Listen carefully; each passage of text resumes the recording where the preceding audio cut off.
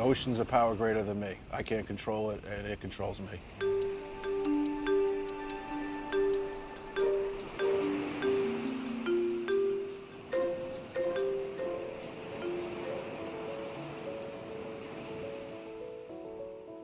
We've known for a long time that the model that's been set up for wild seafood sourcing is backwards. It's a demand-based market that says, I want what I want when I want it, go get it. Consumers say, I want basically 4 kinds of fish, and I don't want to spend a lot of money, so go figure it out. And everyone else involved prior to consumption has all this incentive to engage in all kinds of bad practices. You should have the ecosystem and the fishermen making the decisions on what they can catch, what's most abundant in the ecosystem, what's at peak, and then flowing that way. The way that we currently have the system structured is that the consumers and chefs are at the top of the totem pole and that the ecosystem and fishermen are at the bottom. And that is the cause of all these systemic problems that you see in wild seafood.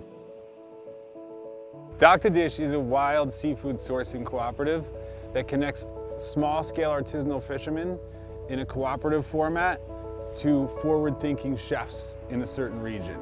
And the end result is that the chefs get to know their fishermen. When you get that bite that you've been thinking about for 6 months and all the rods go down and you're on, that 20 minutes right there is ecstatic. And then that same craziness that I have towards fishing and obsession, Sean has for selling to his market. We're all connected. I go into the grocery store sometimes and I look at these thousands of options that I can choose to eat for dinner. Like, where did this stuff come from and why am I buying it? People don't want you to know where the fish was caught, how it was caught, when it was caught. Because if you did, you might not be interested in buying it. Dr. Dish works directly contradictory to that. Connecting the fisherman to the consumer. You solve a lot of problems by just going into the natural order of things.